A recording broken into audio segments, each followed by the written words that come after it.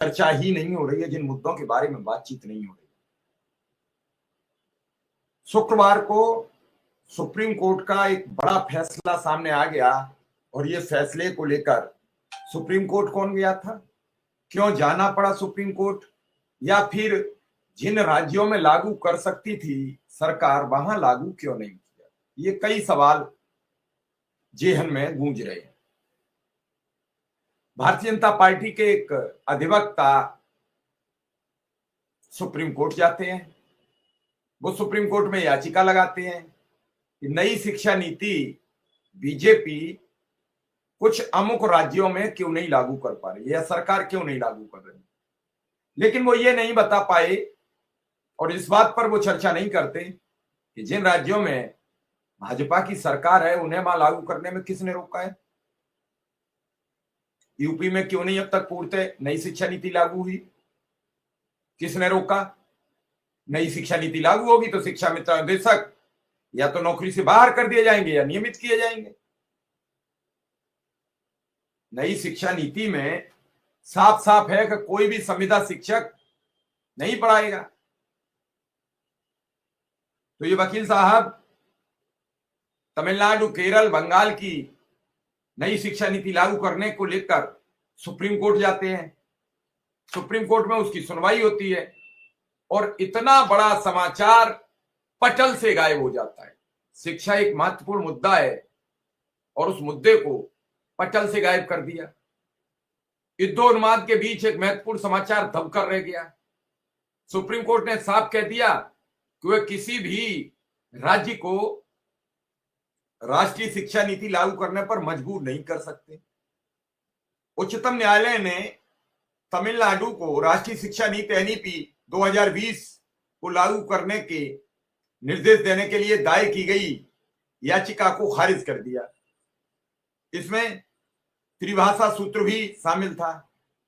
Justice JB Pardiwala, justice R Mahadevan की न्यायिक पीठ ने कहा कि कोर्ट संविधान के अनुच्छेद 332 के अंतर्गत तहत किसी भी राज्य को एनईपी यानी नेशनल एजुकेशन पॉलिसी अपनाने के लिए मजबूर नहीं कर सकते। अब आप सोचिए, समझिए, देखिए नई शिक्षा नीति को लेकर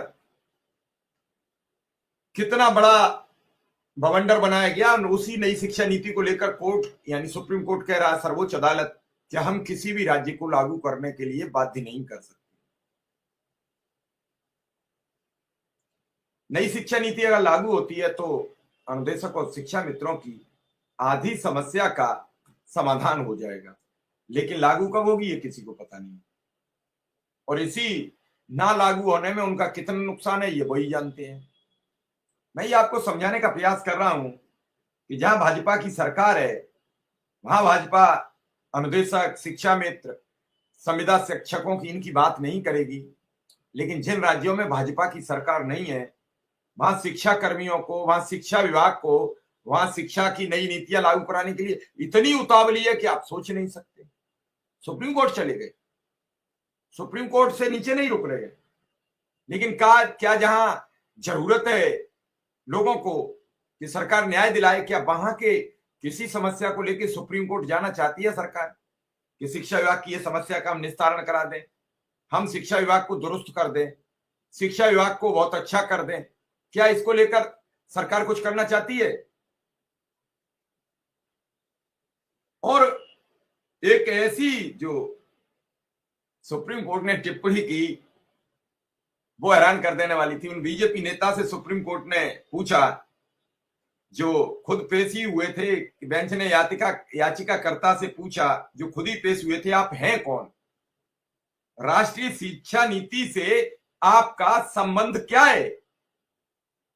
कोर्ट ने याचिकाकर्ता से पूछा कि आप इस मामले में क्यों दिलचस्पी ले रहे हैं। याचिकाकर्ता ने कहा कि वे तमिलनाडु से हैं और अब दिल्ली में बस गए हैं। उन्होंने कहा इस तरह की नीति तमिलनाडु के स्कूलों में हिंदी नहीं पढ़ाने के कारण वे आसानी से हिंदी नहीं सीख सकते हैं। याचिकाकर्ता ने बताया कि तमिलनाडु में हिंदी नहीं पढ़ने की वजह से उन्हें हिंदी सीखने में दिक्कत हुई।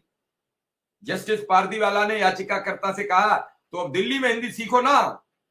जस्टिस पारदीवाला ने हास्यात्मक अंदाज में कहा कि अब तो आप दिल्ली में यही हिंदी सीख लीजिए। सुप्रीम कोर्ट का कहना था यह एक मुश्किल सवाल है कि राज्यों को राष्ट्रीय शिक्षा नीति 2020 को अपनाना चाहिए या नहीं, ये राज्य तय करेंगे, सरकार तय करेगी, हम इसमें कोई हस्तक्षेप नहीं कर सकते। संविधान के अनुच्छेद 32 के माध्यम से नागरिकों के अधिकारों की रक्षा के लिए निर्देश जारी कर सकता है।